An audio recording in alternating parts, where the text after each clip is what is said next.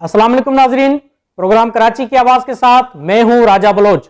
नाजरीन, हर बार की तरह इस बार भी एक अहम इशू पर एक प्रोग्राम करने जा रहे हैं।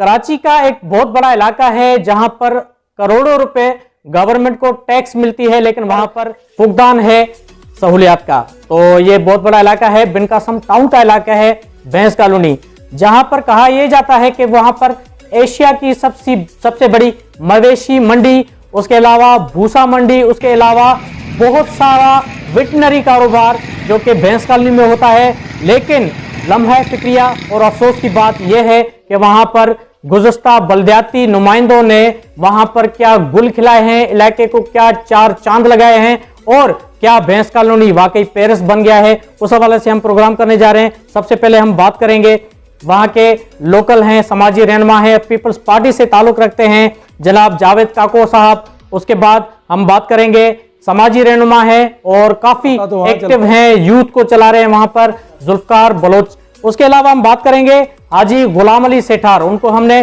खास तौर पे इस प्रोग्राम में मदऊ किया है क्योंकि वो समाजी रहनुमा होने के साथ साथ हसवा हुर्मत सेठार वेलफेयर एसोसिएशन उसके चेयरमैन है, जो कि पूरी सिंध में काम कर रहे हैं। लेकिन भैंस कॉलोनी जो कि उनका आबाई इलाका है, वहां पर खास तवज्जो दे रहे हैं, वहां पर सफाई सुथराई के हवाले से। उसके अलावा बहुत सारे गरीब नादार लोगों में भी वेलफेयर करते हैं। तो सबसे पहले भैंस कॉलोनी के इश्यूज के हवाले से हम बात करेंगे जनाब जावेद काको साहब से। जी जावेद काको, आप क्या कहेंगे? वहां के आप पीपल्स पार्टी से भी ताल्लुक रखते हैं, समाजी वर्कर भी हैं और कारोबारी शख्सियत में भी आपका नाम सरे फहरिस्त है। तो आप क्या समझते हैं भैंस कॉलोनी में क्या बुनियादी इश्यूज हैं और कहां तक वो इश्यूज हल हो चुके हैं, और उसके अलावा अब तक कितने इश्यूज बकाया हैं, उस हवाले से। जी जावेद काको साहब। बिस्मिल्लाहिर्रहमानिर्रहीम। मैं बहुत मशकूर हूँ वर्ल्ड न्यूज़ का, आप तमाम दोस्तों का, कि आपने एक अहम इशू के ऊपर भैंस कॉलोनी का रुख किया। भैंस कॉलोनी का करोड़ों रुपए का जो यहाँ से टैक्स वसूल किया जाता है, 100% टैक्स के अंदर यहाँ 5% भी ये टैक्स यहाँ नहीं लगाया जा रहा, और इन्होंने एक किस्म से एक बत्ता माफिया हम पे डीएमसी की शक्ल में लागू किया, जिन्होंने ईद पे यहाँ बकरा ईद के जो इन्होंने फ़ी जानवर के हिसाब से 500 रुपये बकरा वसूल किया, 1000 रुपये इन्होंने बड़े जानवर का वसूल किया, कोई सहूलियात इन्होंने नहीं दी। उसके अलावा आपने सवाल किया है कि डीएमसी ने यहाँ पे क्या किरदार अदा किया 4 साल में। तो 4 साल के अंदर यहाँ चौधरी अकरम जो थे वो डीएमसी के नुमाइंदे रहे हैं। उन्होंने जितना भी काम लाया है वो सिर्फ अपने घर ले गए बंडल बना के। उन्होंने 1 रुपये का काम इस 4 सालों में, सिवाय कोई इक्का दुक्का काम अगर इस 4 सालों में कराया हो, कोई काम यहाँ पर अब तक नहीं कराया है, और कोई ऐसा बड़ा प्रोजेक्ट भी मंजूर नहीं किया। अब जो है जितना भी काम हुआ है डीएमसी की मौजूदगी में अगर हुआ है, UC5 कैटल कॉलोनी में हुआ है, तो वो हमने अपनी मदद आपके तहत पीपल्स पार्टी को सामने रखकर अपनी भैंस कॉलोनी, आपको पता है कि 8000 बाड़ों पर मुश्तमिल है, यहाँ लाखों जानवर है। उनमें लाजमी बात है कोई जानवर जो है वो बीमार हो जाता है, कोई जानवर मर जाते हैं। मरने के बाद जानवर उठाने की कोई जो है तरतीब यहाँ मौजूद नहीं है। पैसे लेने के लिए चुंगियाँ हर जगह बनाई हुई है इन्होंने, सुपर हाईवे से लेकर भैंस कॉलोनी तक जगह जगह इनकी चुंगियाँ बनी हुई है। 1 रुपये लगाने को तैयार नहीं है। भैंस मर जाए बाड़े के अंदर, उठाने को कोई तैयार नहीं है। अगर बाड़े वाला खुद से भैंस उठवा के बाहर फेंकवाता है तो हज़ारों की तादाद से जानवर आज जो है मरा हुआ भैंस कॉलोनी में पड़ा है। खुदारा गवर्नमेंट कहाँ सो रही है, केएमसी कहाँ सो रही है? हमारे सीएम साहब को एक्शन लेना चाहिए। हमारे जो है पीपल्स पार्टी के हम चेयरमैन साहब से गुजारिश करते हैं कि करोड़ों रुपए का फंड यहाँ से, करोड़ों रुपए का टैक्स यहाँ से जा रहा है, कोई पुरसाने हाल नहीं है। इलाके में पूरी बदबू फैली हुई है, जानवर मरे पड़े हैं, कोई उठाने के लिए तैयार नहीं है। खुदारा मैं आपके चैनल के तवज्जुह से ये पैगाम देना चाहता हूँ, और जो लोग इसको देख रहे हैं इस चैनल को, खुदारा इसको ज़्यादा से ज़्यादा आगे तक पहुँचाएं, ताकि हमारे इलाके में जो ये ताफुन फैल रहा है, ये बीमारियां फैल रही है, बच्चे बीमार हो रहे हैं, बूढ़े बीमार हो रहे हैं, बदबू का एक आलम है, कोई पुरसाने हाल नहीं है। خدارہ اس کے لیے آواز اٹھائی جائے.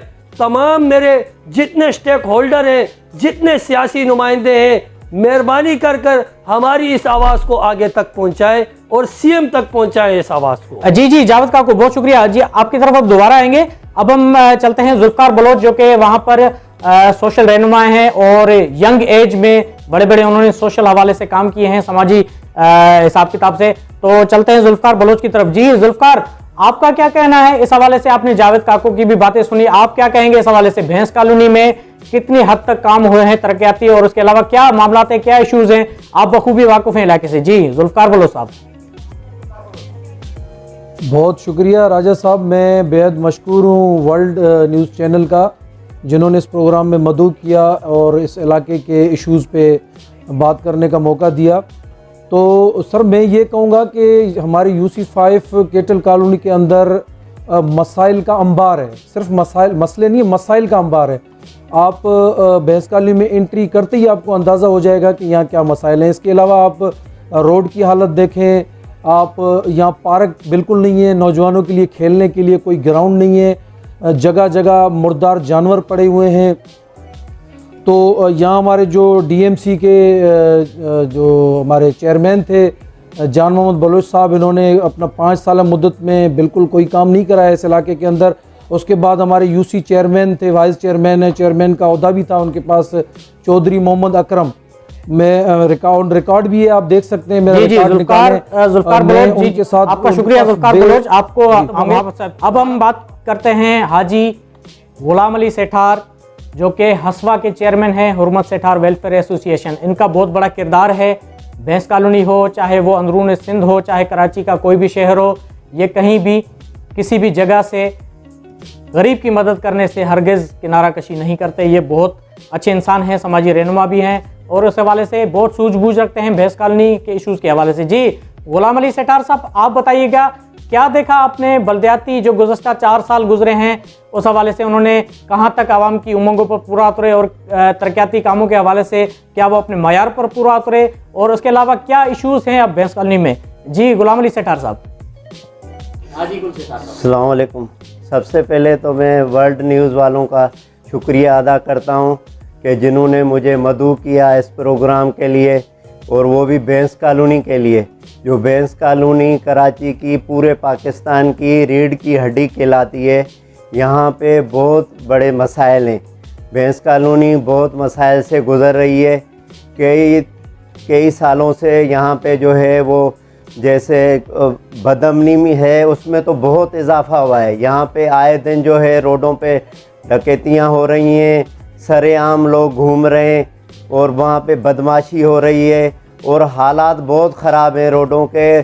ہر روڈ پہ مردہ جانور پڑا ہوا ہے, بھینس پڑی ہوئی ہے, گائیں پڑی ہوئی ہے, کوئی اس کو اٹھانے والا نہیں ہے. بدبو کے ڈھیر بنے ہوئے ہیں, کچرے جو ہیں وہ کچرے کے ڈھیر لگے پڑے ہیں. نالوں کی جو ہے وہ سیوریج ہے جو وہ بھی جو ہے وہ بند پڑے ہوئے ہیں. اور یہاں پہ بہت بڑے مسائل ہیں کہ یہاں جو جیسے اجناس ہیں جو روز مہنگے ہوتے جا رہے ہیں, اور اس پہ جو ہے دودھ کا جو کھلا دودھ ہے اس کا ریٹ جو ہے اس پہ کوئی ریٹ بڑھانے کے لیے کوئی تیار نہیں ہے.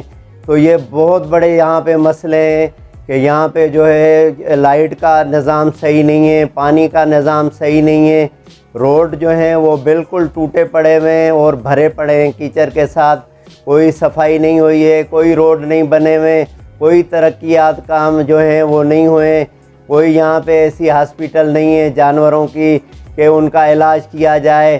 لیکن جانوروں سے ٹیکس, جیسے بھینس انٹری ہوئے گی کراچی میں تو 500 روپے فی بھینس سے ٹیکس لیا جاتا ہے, اور لیکن اتنے کروڑوں پیسے چلے جاتے ہیں, لیکن کوئی توجہ دینے کے لیے تیار نہیں ہے. کسی کو بولو کوئی بھی ہاتھ ڈالنے کے لیے تیار نہیں ہے. تو برائے کرم میں سب سے یہ درخواست کرتا ہوں کہ خدا را بھینس کالونی کی طرف جو ہے توجہ دی جائے. یہاں پہ بھی جو لوگ رہ رہے ہیں ان کے ساتھ جو ہے وہ انصاف کیا جائے, ان کے ساتھ اچھے معاملے کیا جائے تاکہ یہ بھی زندگی کا جو ہے. بہت شکریہ تینوں مہمانان کا, بہت بہت شکریہ. آج کے اس پروگرام میں ناظرین بھینس کالونی جو کہ بہت حیثیت رکھتا ہے کراچی کی ریڑھ کی ہڈی کے حوالے سے, معیشت کے حوالے سے بہت بڑا علاقہ ہے, اور एशिया की सबसे बड़ी मंडी जो कि कही जाती है यहाँ पर सहूलियात का कितना फुकदान है, क्या मामलात हैं और उसके अलावा ताजर बरादरान के साथ क्या मसाइल हैं, उन सब के हवाले से आपको बखूबी हमने इस प्रोग्राम के ज़रिए आगाह किया। और अब देखना ये है कि क्या आइंदा बल्दियाती इंतखाबात में क्या वो हकीकी नुमाइंदगान जिन्होंने वाकई इलाके की तरक्की के लिए काम किया है और क्या वो आवाम को उनके जो मसाइल हैं उनकी दहलीज पे जाकर हल किए हैं या नहीं, क्या अब वो दोबारा उस इलेक्शन में इलेक्ट होंगे नहीं होंगे, या क्या आवाम उनको दोबारा लाना चाहती है, ये एक सवालिया निशान है। नाजरीन, इसी के साथ हमें इजाज़त दें और आइंदा प्रोग्राम के लिए देखते रहें हमारा प्रोग्राम कराची की आवाज़।